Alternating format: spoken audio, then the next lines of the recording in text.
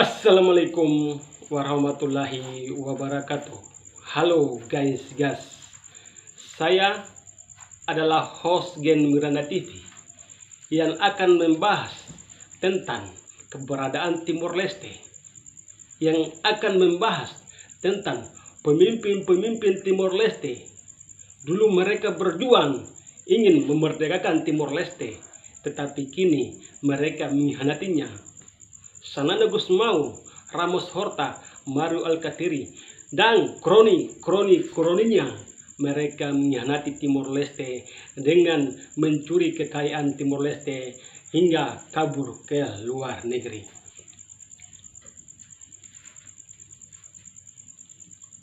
Buruk Sanana dan untung Indonesia.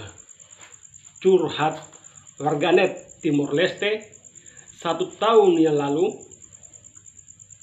juga komentar hal serupa di channel Gen Miranda TV.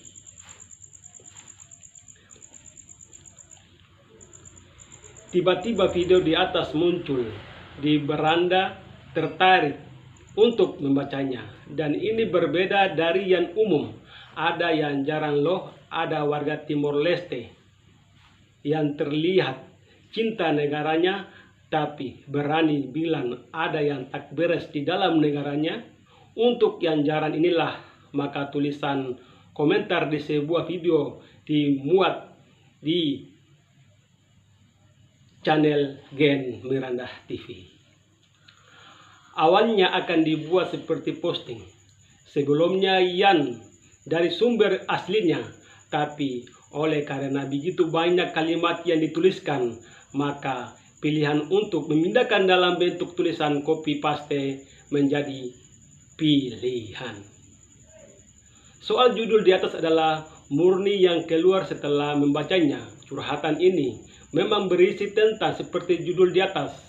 Rasanya ini bukan usaha berlebihan, namun hanya sekedar judul yang muncul secara spontan. Saya ini orang Timor Leste dan saya bangga menjadi orang Timor Leste. Apapun keadaannya, miskin ke, terbelakang ke, bukan masalah, dan saya tidak pernah menyesal soal Timor Leste merdeka. Memisahkan diri dari Indonesia, secara idealnya Timor Leste mampu menumpan kehidupan perekonomiannya, mampu membangun negaranya dengan kekayaan dan sumber alamnya yang ada, asalkan negara ini dikelola dengan baik. Tapi kenyataannya tidaklah demikian, jauh dari yang diharapkan. Yang saya sesalkan adalah sejak merdeka hingga sekarang, pemerintahnya yang sudah silih berganti, tak ada yang becus. Pemerintah Timor Leste pada zamannya Sanana menjadi Perdana Menteri selama 10 tahun merupakan pemerintahan yang paling bobrok. Sanana menghambur-hamburkan uang rakyat sebesar 16 triliun rupiah tanpa hasil yang nyata. Dia hanya memperkaya keluarganya, para kroninya, para menterinya. Ratusan juta dolar yang dikeluarkan untuk membiayai proyek-proyek besar tanpa kualitas yang baik. Terbengkalai dan rusak parah, tak terurus. Uang rakyat yang telah dikeluarkan selama ini hanyut ke laut. Syukur-syukur kalau sudah jadi garam. Pembangunan 2 bandara besar di Kusi dan Suai yang menelan biaya hampir 200 miliar rupiah AS hampir tidak ada manfaatnya, seakan-akan hanya untuk bermegah-megahan. Terlebih-lebih Bandara Internasional Ikusi dibangun oleh perusahaan Indonesia, materialnya dari Indonesia, insinyurnya dari Indonesia yang berasal dari lokal. Bandara ini hampir tak didarati oleh pesawat berbadan lebar dari manapun. Pihak perwakilan Bank Dunia di Timor Leste saja menyesalkan pembangunan Bandara Ikusi ini yang menurutnya cuma buang-buang duit. tidak pada tempatnya. Bandara ini hingga saat ini cuma jadi barang panjangan, padahal biaya pemeliharaan lumayan besar, sementara imbalan ekonomi dari bandara ini adalah boleh dibilang nihil.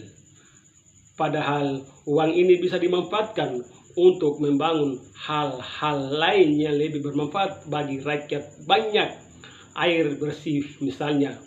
Masalah air bersih ini merupakan masalah yang sangat besar dan menaun di seluruh Timor Leste. Rakyat mengeluh dan merintih soal air bersih hingga sekarang. Pada masa 5 tahun pertama pemerintahannya, dia membentuk kabinet dengan 53 kementerian. Setiap menteri mempunyai wakil menteri masing-masing, belum lagi para direktur beserta birokratnya. Bayangkan saja, negara sekecil Timor Leste dengan penduduk hanya 500.000 jiwa, lebih manusia, memiliki 53 kementerian dengan wakilnya masing-masing.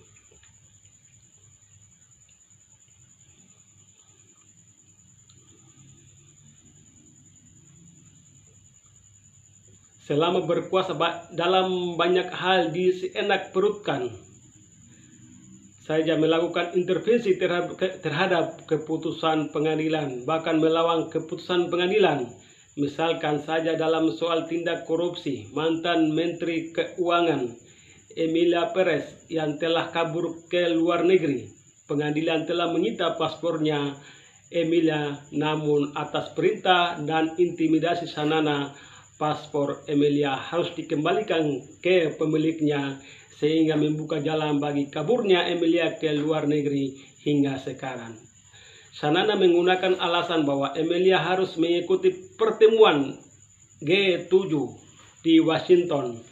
Emilia pun tidak pernah kembali ke Timor Leste, padahal Emilia sudah menjadi terdakwa waktu itu. Orang yang sudah jadi terdakwa kok masih bisa diperbolehkan mengikuti pertemuan di luar negeri.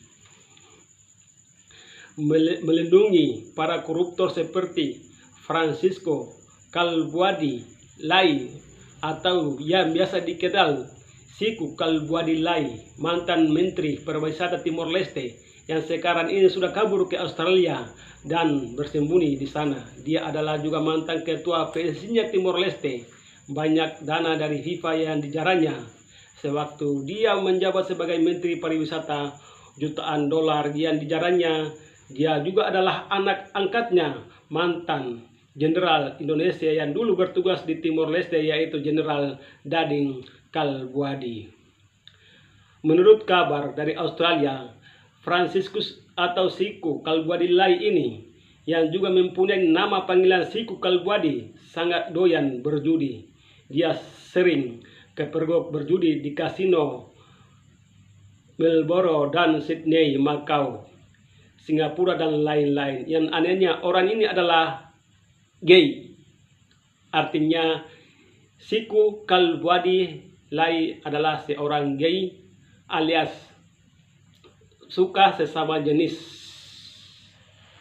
Katanya dia sering disodomi oleh Sanana sendiri. Wallahu a'lam bishawab.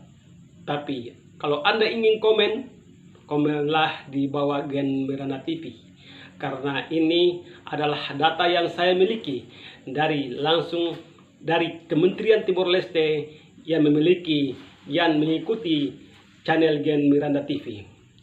Kemudian Sanana mengusir para jaksa dan hakim Portugis yang mengkritik Sanana soal tindakan-tindakan KKN-nya. Sanana, padahal para jaksa dan hakim Portugis yang diusirnya itu datang ke Timor Leste atas permintaan Sanana sendiri dalam rangka membantu membangun sistem peradilan di Timor Leste. Hingga sekarang ini Timor Leste belum mampu memproduksi apapun, ketergantungan kepada impor sangat besar. Dan saya akan ambil email yang masuk di saya dengan sesingkat-singkatnya. Seringkali dia tidak segan-segan masuk menceburkan diri ke dalam selokan yang penuh lumpur, bau busuk, membersihkan selokan, sementara banyak anggota masyarakat yang berdiri menonton Sanana bersandiwara. Banyak yang malah memuji-mujinya. Wah, Sanana ini betul-betul mencintai rakyatnya. Dia adalah teladan bagi rakyatnya. Sanana berkeliling kampung-kampung di Timor Leste, memeluk bapak-bapak, ibu-ibu, tua sambil menangis. Padahal semuanya ini cuma sandiwara dan tipu muslihatnya. Sanana muslihatnya Sanana. Rakyat yang polos, lugu dan bodoh ini tidak menyadari bahwa mereka sedang dikebuli Sanana. Sanana dengan uang hasil curiannya, dia beberapa rumah di Australia dengan harga puluhan juta dolar buat istri bulenya beserta anak-anaknya. Dengan terpisahnya Timor Leste dari Indonesia, dari segi ekonomi dan keuangan, Indonesia sangat diuntungkan. Mengapa? Karena pertama, hampir semua kebutuhan Timor Leste diimpor dari Indonesia. Dari total impor Timor Leste, 85% dari Indonesia. Timor Leste secara langsung ikut membantu perekonomian Indonesia. Kedua, dari segi beban keuangan, Indonesia tidak perlu mengeluarkan 1 rupiah pun untuk membiayai pembangunan di Timor Leste seperti yang telah dilakukan Indonesia selama 24 tahun. Masih di bawah Indonesia, selama 24 tahun, Indonesia menghabiskan ratusan bahkan ribuan triliun rupiah untuk membiayai pembangunan. Bukti-bukti itu masih terlihat hingga sekarang. Puluhan jembatan-jembatan panjang yang hingga sekarang masih kokoh adalah buatan Indonesia. Misalnya saja jembatan Sungai Loes, jembatan Nunura, Tafara, dan lain-lain sebagainya. Mohon maaf karena yang saya baca ini adalah tidak secara lengkap. Tapi kalau masyarakat Timor Leste, pemuda Timor Leste ingin klarifikasi, silakan komen di Gen Miranda TV, karena ini adalah betul ada dan nyata, karena Sanana Gusmao telah kibuli rakyatnya sendiri. Cukup sekian. Assalamualaikum warahmatullahi wabarakatuh.